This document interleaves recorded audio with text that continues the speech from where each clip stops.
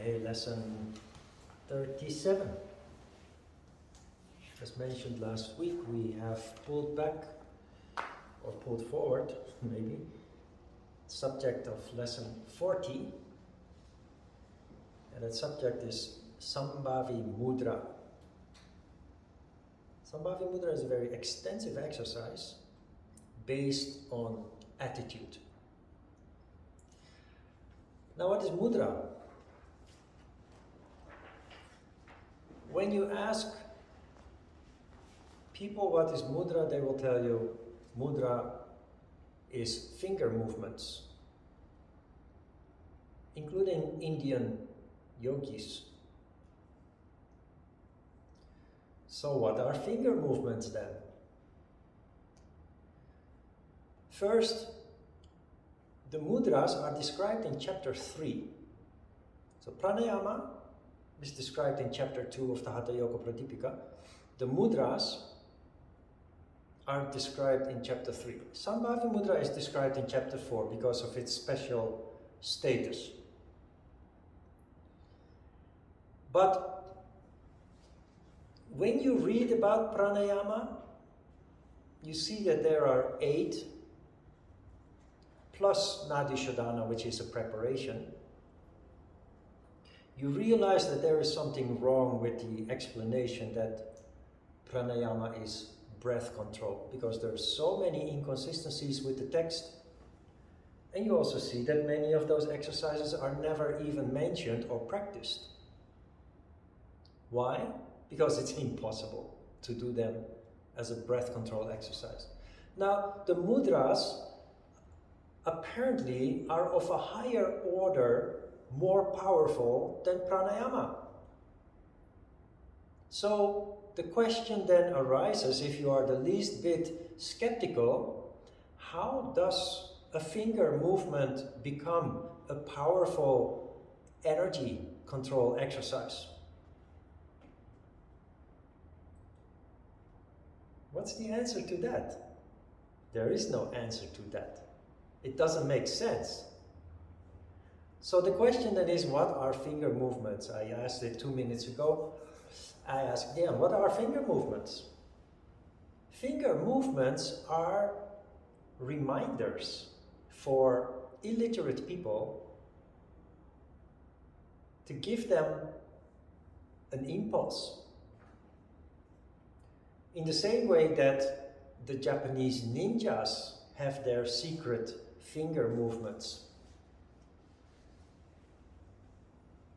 In case of the Japanese ninjas are warriors, Japanese warriors that performed also tasks.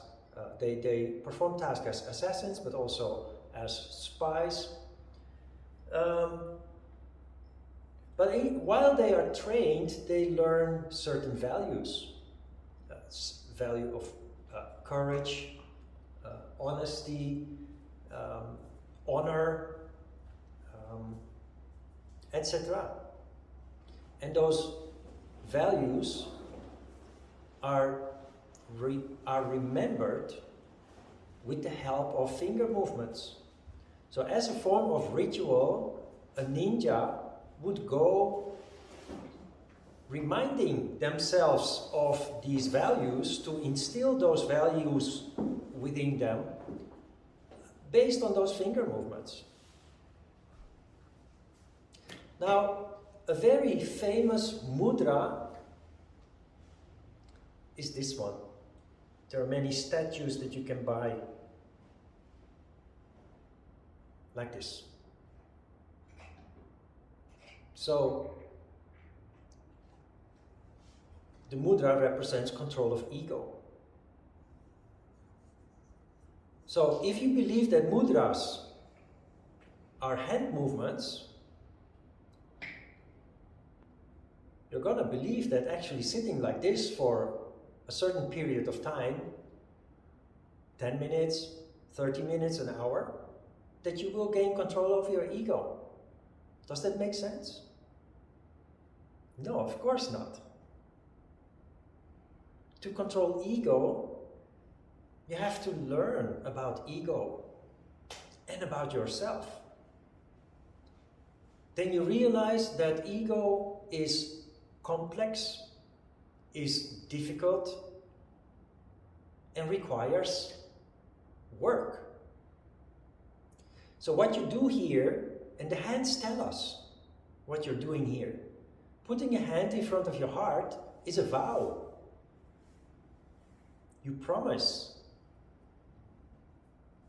Solidity, the thumb represents solidity, control. The index finger represents ego. I vow to control ego. It's symbolism for people who cannot read or write. A reminder. Sitting like this is not going to work. It may look fancy, like the statues, or a yogi that sits like this in front of an audience, but it's empty if you do not understand what's behind the symbolism, behind the gesture. And that is, of course, a whole field of study, self-study. But nobody's perfect. You vow to control your ego. You try to do your best. Make mistakes, you learn along the way. Practice makes perfect. But you're gonna try anyway. There are about 30 mudras described in chapter 3 of the Hatha Yoga Pradipika. There are some different kinds of mudra, if you look at their essence. We have done Siddhasana. We are still doing Siddhasana. It's on the schedule at the moment.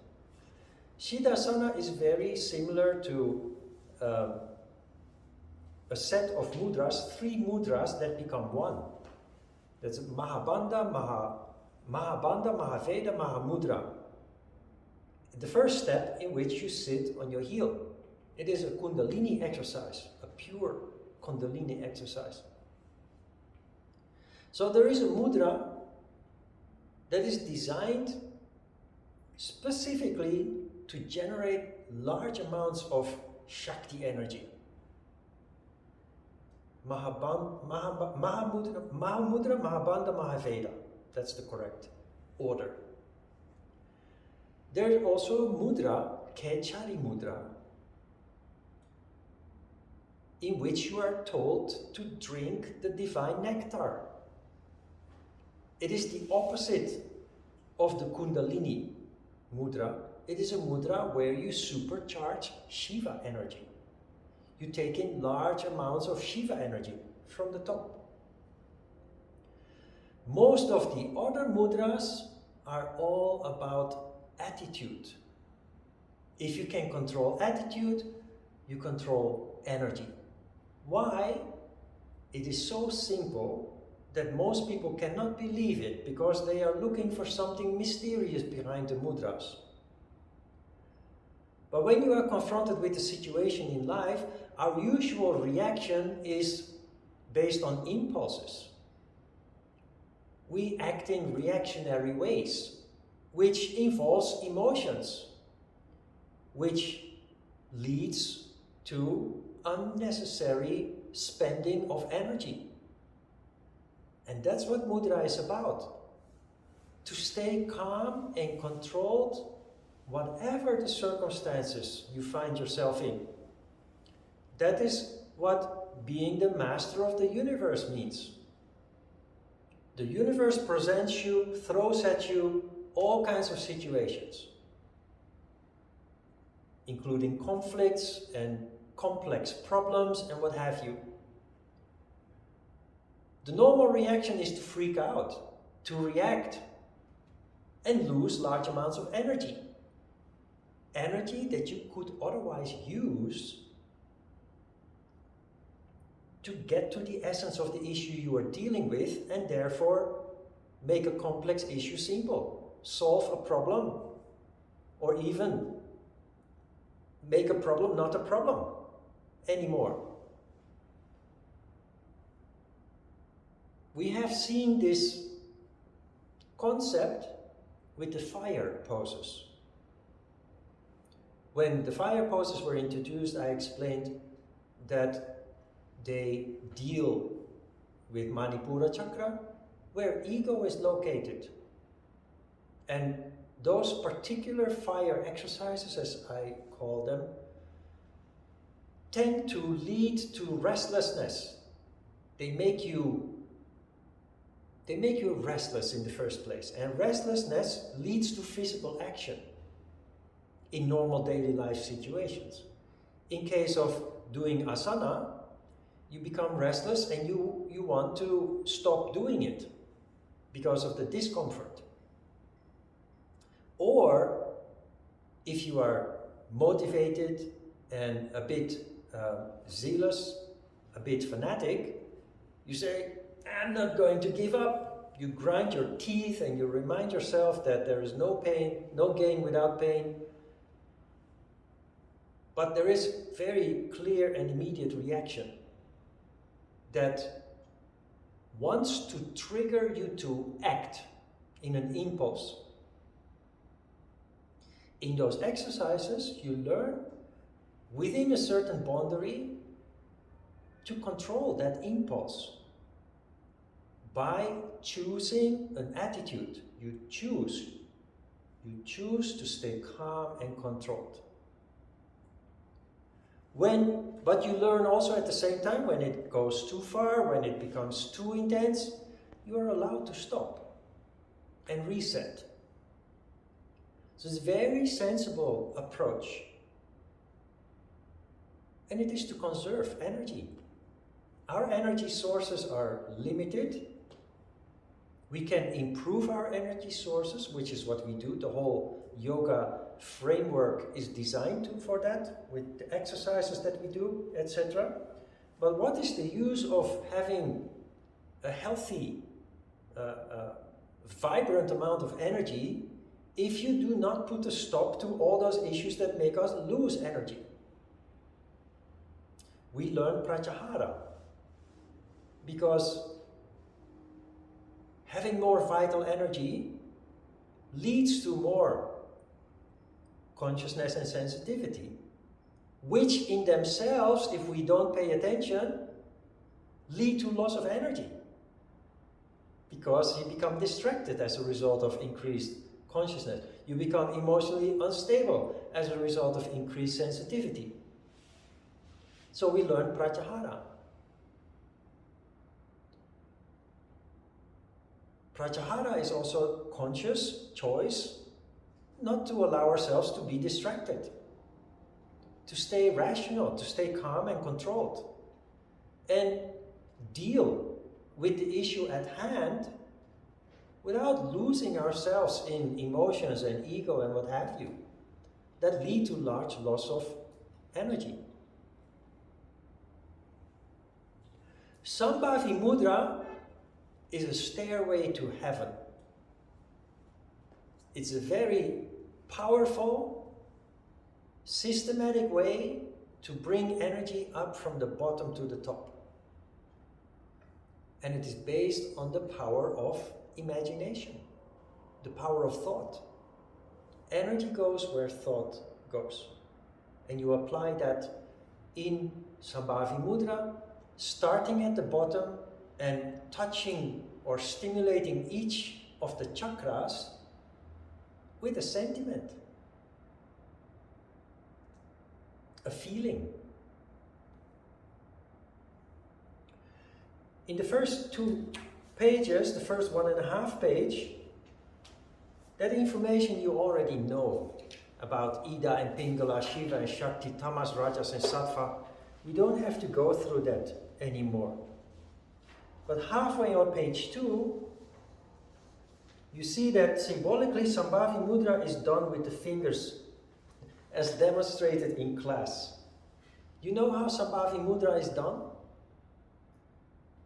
You cover your ears with your thumbs, you cover your eyes with your index fingers, you close your nostrils with your middle fingers, you put your ring fingers on the upper lips and the pinkies on the crease between the lower lip and the chin.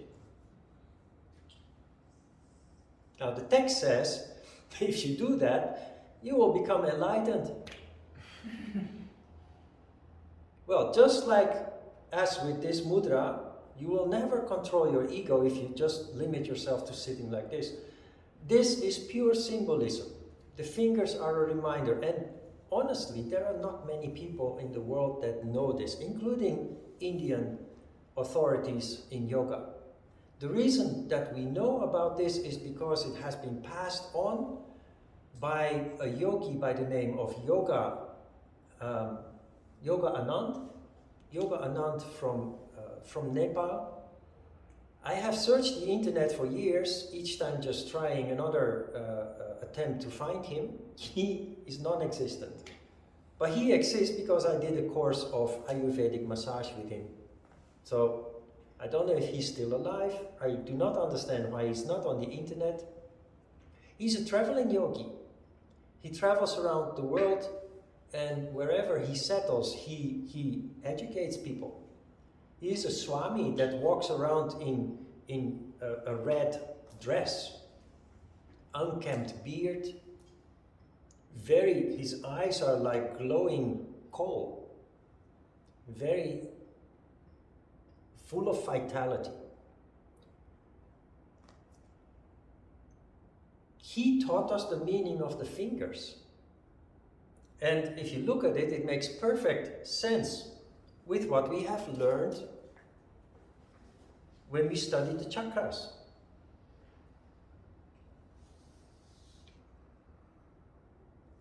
Muladhara chakra is the earth element, and the Jnanendriya, the sense, is smell.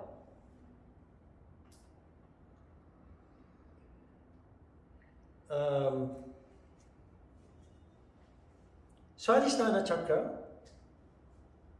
element is water, and the Jnanendriya is taste. Manipura is fire and vision. Anahata is air and touch, and Vishuddha is ether and hearing.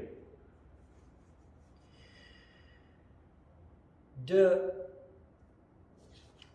way that we go about this, you see on halfway on page 2 that the fingers are mentioned there and what they represent. The sentiment that they represent, the sentiment that we use to stimulate the chakras. But they are not in the order that we use them, because it simply starts in the order of the fingers, starting with the thumb. The thumb represents solidity because it's the biggest finger, it's the biggest limb on our hand. The index finger represents ego. That is the finger that we use when we talk about ourselves and we point at ourselves. Now the middle finger, that is interesting. The middle finger represents pride. And it is a universal gesture for a reason. Apparently, when we are filled with that emotion, we kind of automatically stick up our middle finger. We make a joke out of it, but there is a connection here.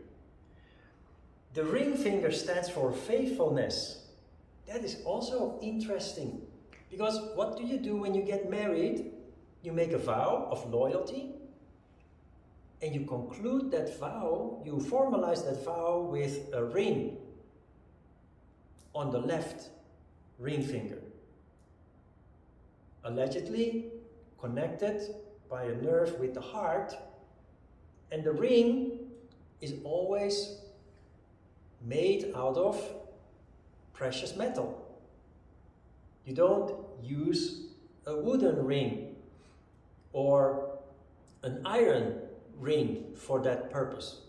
The reason for that is precious metal is precious for a reason. Ancient people felt the subtle sattva that precious metal confers to the person wearing it. That is the purpose of jewelry is to bring sattva. Sattva leads to a stimulation of the heart.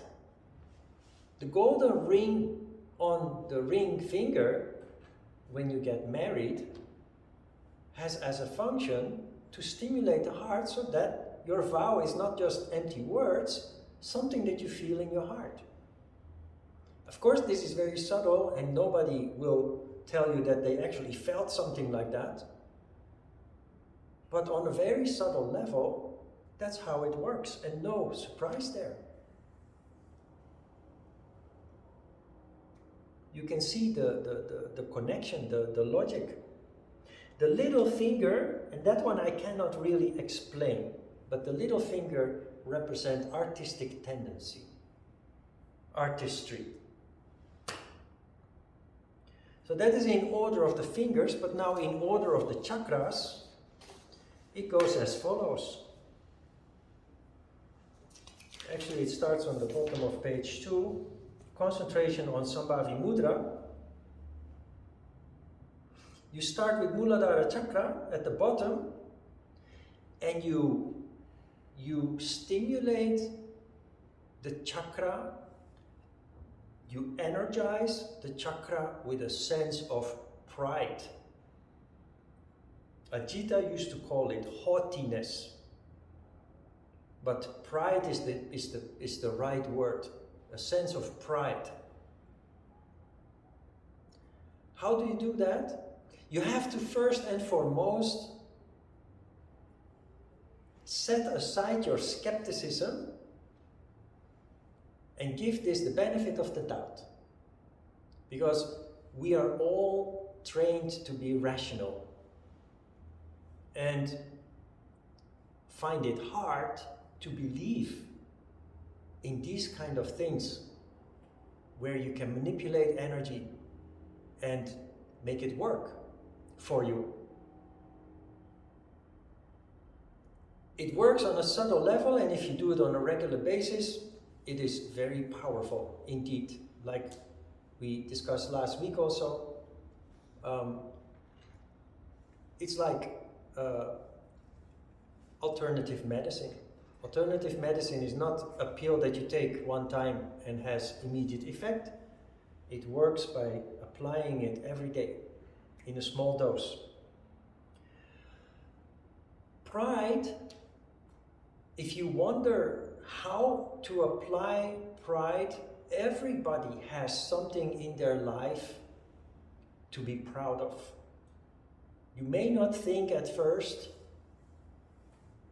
that there is something like that. If you're humble and modest, you may think, well, there is nothing in my life to be proud of. But surely you have achieved certain milestones in your life by finishing a certain education and getting a diploma, or by engaging in some sports competition and ending up on the podium. Everybody has something somewhere in life that stands out, that has caused a sense of pride. And there's no room here for humility or modesty. You have to throw open the door and just fill your whole being with a sense of pride. This does not work with a thought of pride. You have to feel it. You have to live it. That is the power of yoga. That is the power of mudra. The Ajita used to constantly say, a child can do it. In Dutch, we have an expression that you hear quite often.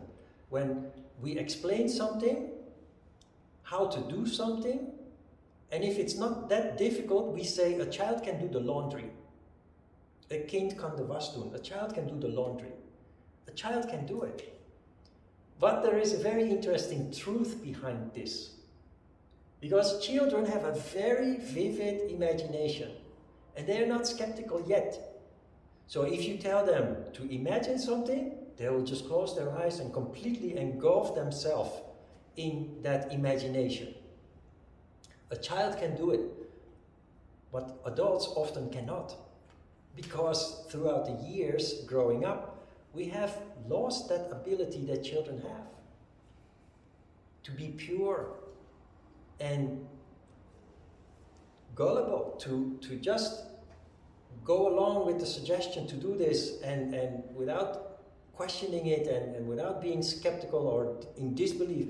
They just do it. And as adults, we have learned to be skeptical, not to believe everything and everybody. And that's a good thing, except for when you engage in this kind of practice. Here you have to let go of your skepticism and just dive into it like a child would do.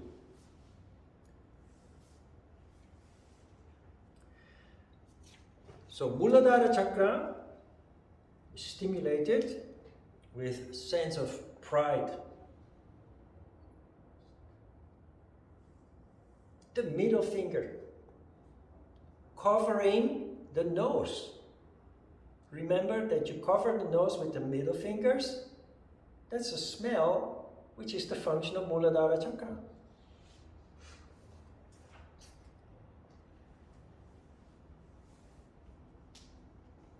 Swadhisthana chakra is stimulated with a sense of beauty. Ajita called it artistry, but a sense of beauty. The purpose of museums where people can admire art is exactly this. Countries that become wealthy start subsidizing artists, and they allow people, they invest huge money in building museums where people, either for free or at a very reduced entrance fee, can go in and admire art. It cultures people, literally. It civilizes people to Of course, the governments don't explain to the people that this is how it works, but governments have every reason, and that's why they invest such huge amounts of money in it, to have people who behave in civilized and cultured ways.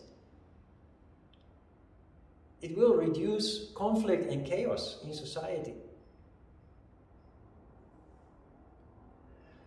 Sense of beauty. For me, I have to explain. I have always, from the beginning that I learned this technique, I've always used the image of a dahlia. A dahlia is a flower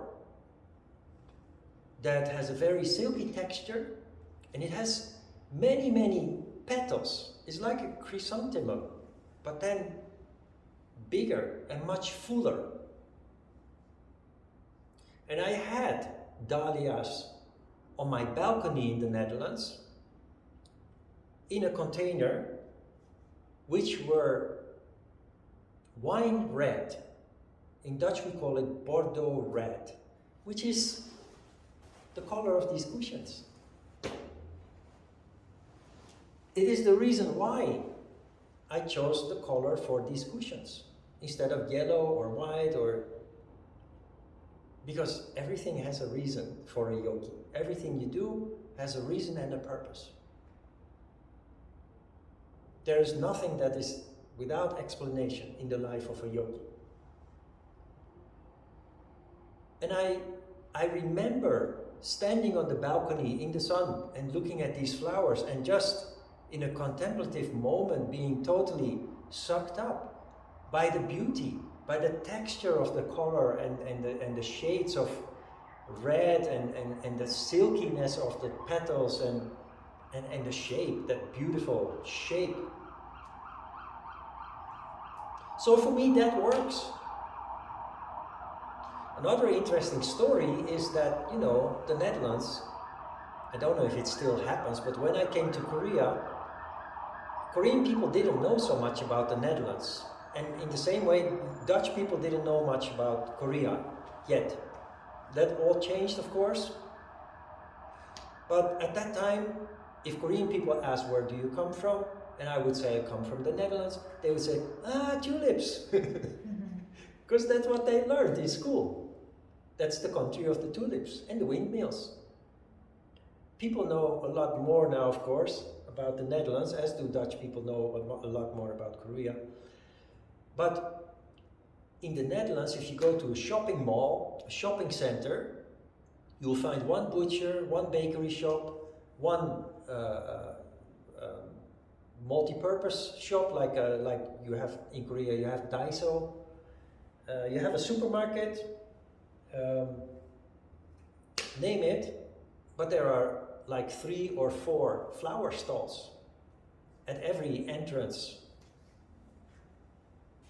There are flower stalls everywhere, and flowers are relatively cheap in the Netherlands.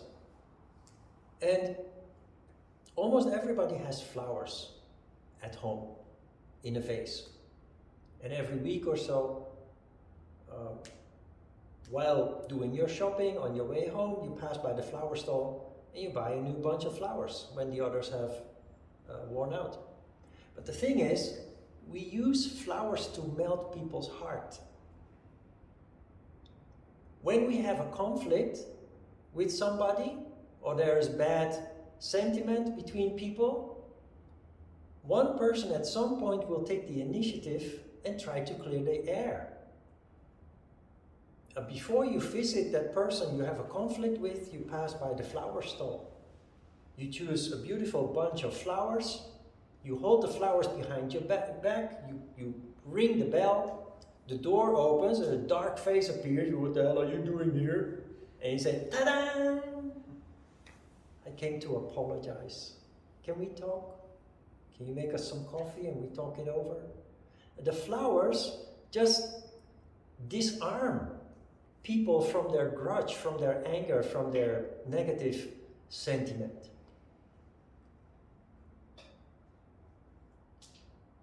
The power of beauty.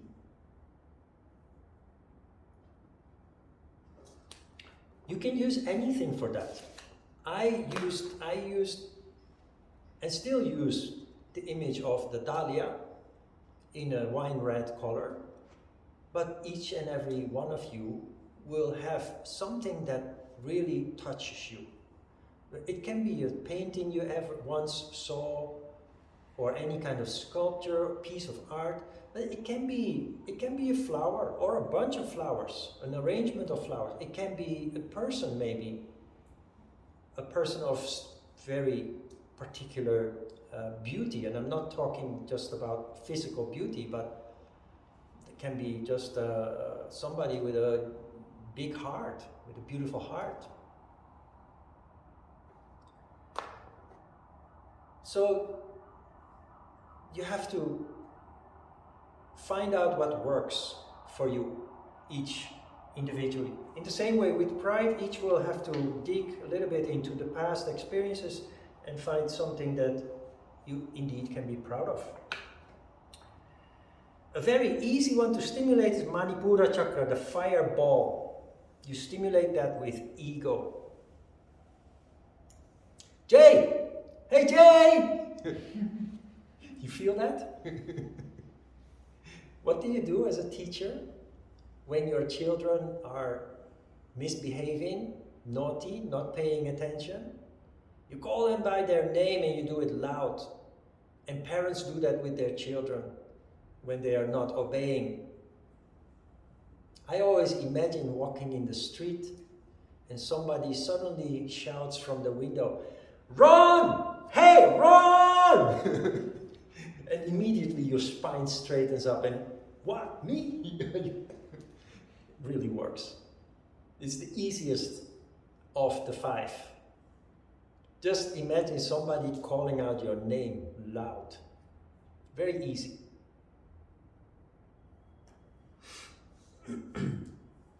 Anahata chakra, the heart chakra, is of course faithfulness, loyalty. Loyalty to what? It can be a partner, if you are married or in a relationship. It can be a partner, but that can also be a little bit tricky. Because relationships are almost always not simple. There are always things involved, and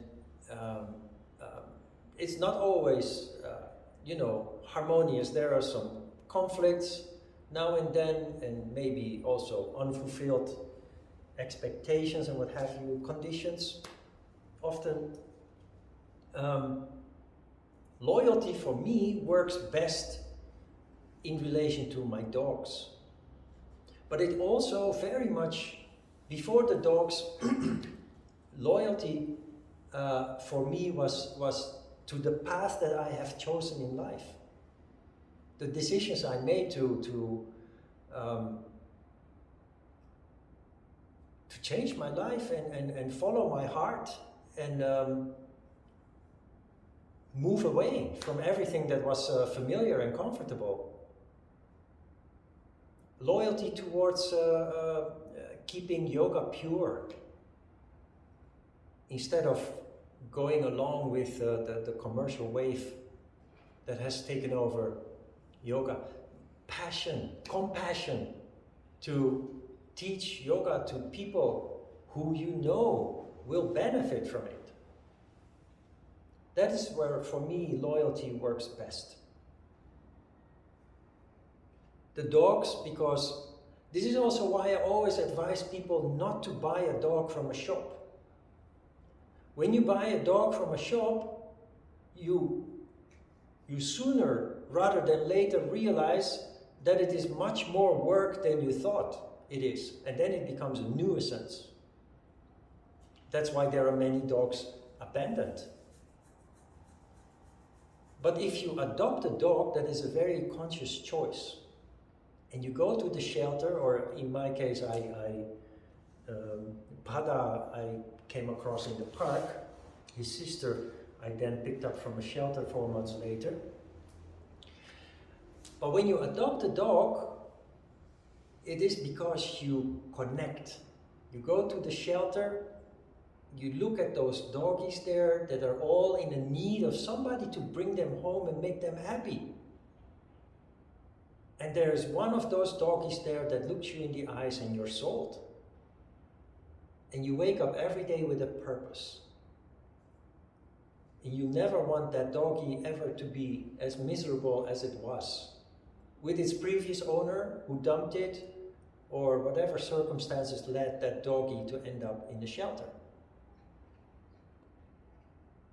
So loyalty works for me with these dogs, because when Pada was walking around in the park and he ate my food and drank my water, but he didn't allow me to touch him or leave alone, let alone put a harness on him to take him home.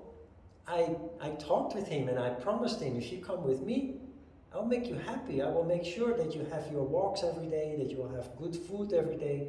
I will take care of you until the end. That is a vow that I made.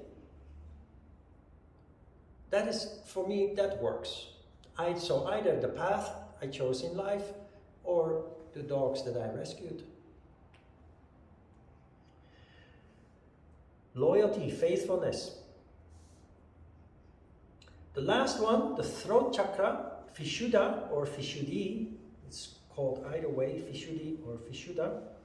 It's a sense of solidity, steadfastness, which for most yogis is not really that difficult, because one of the characteristics that most yoga practitioners develop is a sense of stubbornness, the ability to put your foot down and stick to your guns.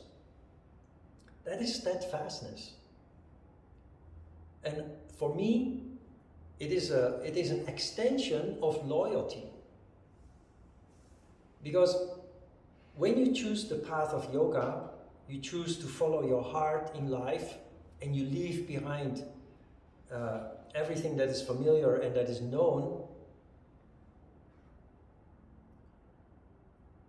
You live in the crown chakra. You feel stimulated, you feel enthusiastic, you feel in heaven most of the time. But there are also times that can pull you down, because there will be many challenges and disappointments, because things do not turn out the way you dreamed them to be. And in the beginning that can be really hard because you do not understand it yet. Until you learn that all these challenges and setbacks are designed to help you grow bigger, to help you evolve. You can have a big dream, but the universe prepares you for the manifestation of that dream by making you go through all kinds of stages that lead to the maturity necessary to be able to reach that goal. You cannot say today, I want to be a pilot, and tomorrow you go to an airline company and say, I'm a pilot, let me fly your planes. You have to go through a long process of studying and learning how to fly a plane, starting with a very small plane with one engine, and then expanding to bigger planes with 2 engines and eventually maybe 4 engines. It is a process of growth and maturity, and it works in the same way with people who follow their heart. You may have a dream where you want to be in 30 years' time or so, what you see yourself, what you envision yourself doing further down the road, following your heart. But then it just doesn't work like that you can just tomorrow start living like that. There's a whole process of trial and error that comes before it. So solidity is especially applicable in those moments that you have setbacks on your path, that you don't give up, that you stick to your guns, that you stick to your dream also.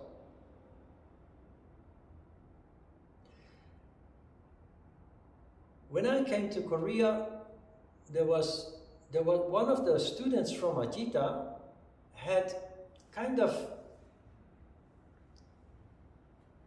following his heart. He quit his job, but he also separated from his family because he felt that was part of his journey. He needed maybe more space, personal space, to focus on his spiritual endeavors.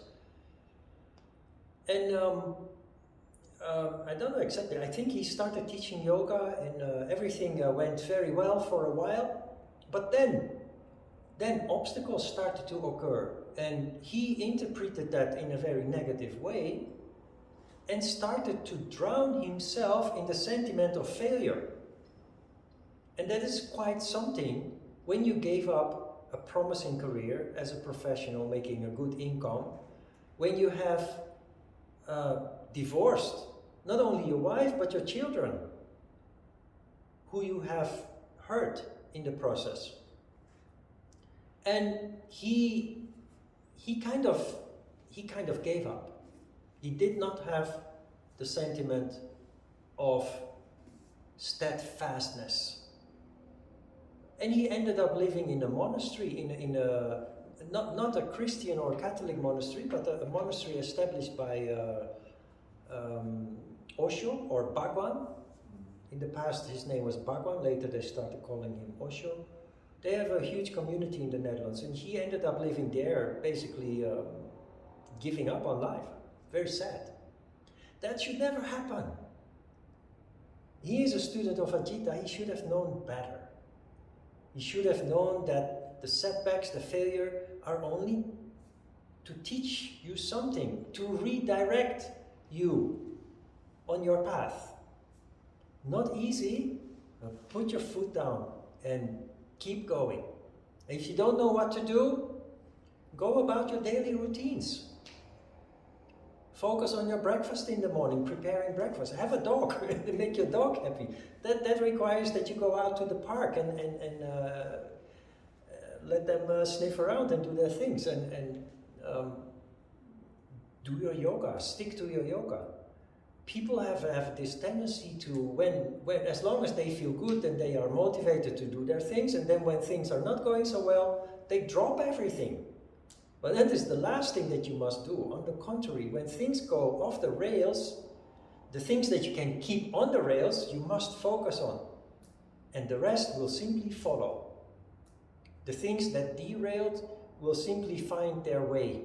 You will develop insight while you focus on your daily routine things. So focus on your health. Your health is everything, because health is energy. So keep your exercise routine no matter how miserable you are. Keep providing yourself with healthy meals, no matter how miserable you are. It makes everything just so much easier. Do not fall apart. Falling apart is basically an emotion that is caused by ego. You identify with your misery, and you, oh, I'm so miserable, and you drown in that, and it is very human. That is why it is important that we hear about it, that we study about it. It's very human that we do this. But it is so devastating. It's so destructive. Even more so when you are more conscious and sensitive than you used to be or than other people are. So feel the misery. Everybody goes through that. Feel the misery, but then quickly gather yourself and simply stay focused on the things that are practical and important to keep going. In 2008, I separated from an 11-year relationship that was actually that was not physically but emotionally very abusive. And I moved to Yoido, and I was of course lost. I started having stomach ache, diarrhea, headache that didn't, normally headache goes away after a couple of hours, it lasted days. One of my students at that time had a condominium in Phuket, in Thailand. She knew what I was going through, and she said, why don't you go for a week to my condominium? You can use it for free. She now has a health center there. At that time she was in preparation for that, so she had a condominium, but she moved her whole business there, and anyway, that's another story. So I moved, and the next day got on a plane to Thailand. And I was halfway, it was a night flight, I was halfway up in the air of a 6-hour flight, I think, to Phuket. And I thought, oh my God, I should never have gone on this trip. I was had such a headache and stomach ache and diarrhea was really, and I couldn't control it, I couldn't do anything about it. I got off the plane, maybe 3 a.m. or 2 a.m., settled in the condominium, slept for a little bit, and I woke up and I made a walk around the lake. And I just started doing things. Just swim, go to the beach. The beach and the lake, there was just a small strip of land in between. Walking around the lake was half an hour. The beach, just swim a little bit. And when I came home, after a week, the headache and the stomach ache and the diarrhea were gone within a day. But when I came home, I sat there. And everything was still in crates and boxes. And I was starting to lose it again. You know what? I did what my mom would do. I just started taking everything out of the boxes and putting it on the shelves, starting organizing the kitchen and moving the furniture around, which the movers had just placed somewhere where I didn't want to have it. And it felt so good to just keep busy with the practical things. But it requires that you must decide to do that. You must not allow yourself to float away, to drift off in that sense of misery. Scary, but that is why you're a yogi, because you know how it works. You can overcome it. You can handle it. Steadfastness is that attitude in which you say to yourself, whatever happens, I will take care of it. And if I don't know how to take care of it, I will get guidance. I will just do the things that I can handle, and the rest will show itself. And it really works like that. You don't know what to do the things that you can do, and the rest will come naturally. Okay, so that's how it works. Pride, artistic tendency, ego, loyalty, and steadfastness. When we do the exercise, we do the exercise after the pranayama and before concentration on nada, so it becomes a set practice. From the moment that you learn mudras, your meditation always starts with a pranayama, then a mudra, and the rest of the time, remainder is concentration, meditation, and eventually samadhi, contemplation. In that order. So we will get to the new pranayama after asana. Then when we do the meditation, I will write down what you need to do in Sambhavi Mudra. I will write it down on the board. You can of course refer to your notes or your handout, but I will also write it down on the board. Okay, let's have a short break.